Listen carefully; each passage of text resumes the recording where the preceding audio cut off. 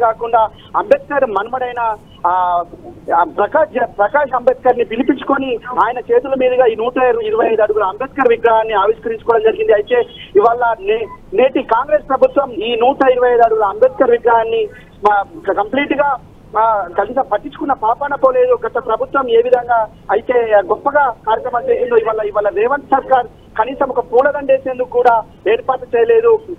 అంబేద్కర్ విగ్రహానికి పట్టిన దుమ్ము దులపడానికి కూడా ఇవాళ ఈ ప్రభుత్వానికి సమయం దొరకలేదని చెప్పేసి కూడా ఇవాళ అంబేద్కర్ వాదులు కావచ్చు, ఇటు దళిత సంఘాలు కావచ్చు, ఇతర బడుగు బలహీన వర్గాలకు సంబంధించిన నేతలంతా కూడా మండిపడుతున్న పరిస్థితి కనిపిస్తుంది. ఇవాళ అంబేద్కర్ ఆశయాలకు అనుగుణంగా ఇవాళ అంబేద్కర్ ఏదైతే రాజ్యాంగం రచించారో దానికి అనుగుణంగా నాటి బీఆర్ఎస్ ప్రభుత్వం 10 సంవత్సరాలు పాలన కొనసాగిస్తే అందుకు అనుగుణంగా ఇటు అంబేద్కర్ 125 అడుగుల అంబేద్కర్ విగ్రహంతో పాటు ఇలా రాష్ట్రానికి ఒక తలమానికంగా కట్టిన సెక్రటేరియట్ కు సైతం డాక్టర్ బిఆర్ అంబేద్కర్ సచివాలయం అని పేరు పెట్టుకోవడం జరిగింది. అలాంటి సచివాలయంలో పాలన కొనసాగిస్తూ దాని పక్కనే ఉన్న 125 అడుగుల అంబేద్కర్ విగ్రహానికి కనీసం పూలమాల వేసేంత టైం కూడా ఇవాళ ఉన్న కాంగ్రెస్ ప్రభుత్వానికి రేవంత్ సర్కార్ కు టైం దొరకలేదా అని చెప్పేసి కూడా ఇవాళ ఏదైతే దళిత సంఘాలు కావచ్చు, అంబేద్కర్ వాదులంతా కూడా తీవ్రంగా విమర్శిస్తున్న పరిస్థితి కనిపిస్తుంది.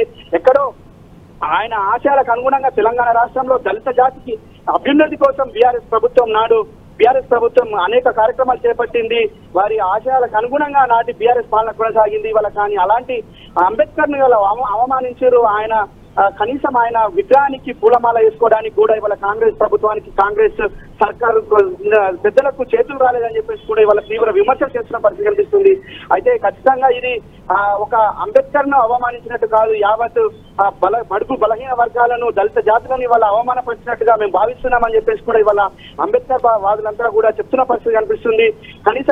కనీస ఏర్పాటు చేయలేదని చెప్పేసి కూడా మండిపడుతున్నారు. నాడు బీఆర్ఎస్ ప్రభుత్వంలో అంబేద్కర్ జయంతిని ఒక గొప్ప కార్యక్రమంగా చేపట్టడంతో పాటు ఈ పక్కనే ఒక భారీ బహిరంగ సభ ఏర్పాటు చేసుకుని అంబేద్కర్ ను స్మరించుకోవడంతో పాటు వివిధ రాష్ట్రాల నుంచి వచ్చిన వారిని సన్మానించుకోవడం జరిగింది. ఇవాళ ఎందుకు అలాంటి గొప్ప సంస్కృతి ఉన్న తెలంగాణ రాష్ట్రంలో ఇక్కడ రేవంత్ సర్కార్ ఎందుకు ఇలా తీరు అని చెప్పేసి కూడా మండిపడుతున్న పరిస్థితి కనిపిస్తుంది. ఎందుకు వారికి కనీసం ఒక పూలమాల వేయడం కానీ, కనీసం ఏర్పాట్లు చేయడం కానీ ఇవాళ పట్టలేదా అని చెప్పేసి కూడా ఇవాళ ప్రజలంతా మండిపడుతున్న పరిస్థితి కనిపిస్తుంది. ఖచ్చితంగా ఇవాళ కాంగ్రెస్ నైజాం మరోసారి బయటపడ్డది. బడుగు బలహీన దళిత సంఘాల, దళిత వర్గాలను ఇది అవమానపరచడంలో భాగమే అని చెప్పేసి కూడా ఇవాళ తీవ్ర స్థాయిలో మండిపడుతున్న పరిస్థితి కనిపిస్తుంది. ఇప్పటికైనా రేవంత్ సర్కార్ కళ్ళు తెరిచి మహనీయులను స్మరించుకోవాలని చెప్పేసి కూడా దళిత వర్గాలంతా చెప్తున్నాయి. ఖచ్చితంగా ఇలా అంబేద్కర్ విగ్రహం 125 అడుగుల అంబేద్కర్ విగ్రహం ఇవాళ దేశానికి తలమానికంగా హైదరాబాద్ నడిబొడ్డున కట్టడం ఒక గొప్ప ఆశయంగా చేసుకున్నాం. అయితే గత ప్రభుత్వం కట్టిన దానికి మేమెందుకు చేయాలి అంటే అది పార్టీ కట్టింది కాదు, ప్రభుత్వం కట్టింది. అలాంటి ప్రభుత్వం కట్టిన సచివాలయంలో నువ్వు పాలన ఎలా చేస్తావని చెప్పేసి కూడా ఇవాళ దళిత సంఘాలు, బడుగు బలహీన వర్గాల నాయకులంతా కూడా ప్రశ్నిస్తున్న పరిస్థితి కనిపిస్తుంది. ఖచ్చితంగా ఇవాళ ఏదైతే 125 అడుగుల అంబేద్కర్ విగ్రహానికి జరిగిన అవమానంగానే మేము భావిస్తామని చెప్పేసి కూడా ఇవాళ బడుగు బలహీన వర్గాల దళిత సంఘాలంతా కూడా మండిపడుతున్న పరిస్థితి కనిపిస్తుంది. మమత. రైట్ లివిల్, థ్యాంక్స్ ఫర్ అప్డేట్స్.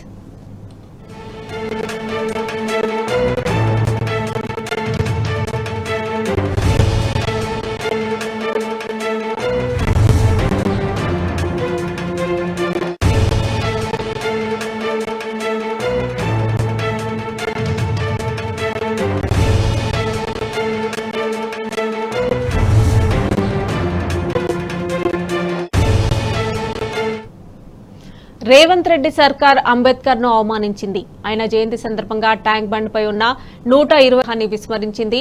జయంతిని పురస్కరించుకుని ఎలాంటి ప్రత్యేక ఏర్పాట్లు చేయలేదని ప్రజలు ఆగ్రహాన్ని వ్యక్తం చేస్తున్నారు. కేసీఆర్ నేతృత్వంలోని గత ప్రభుత్వం భారీ విగ్రహాన్ని ఏర్పాటు చేస్తే ఇప్పటి సీఎం రేవంత్ రెడ్డి విస్మరిస్తున్నారని ఆగ్రహాన్ని వ్యక్తం చేస్తున్నారు అంబేద్కర్ అభిమానులు.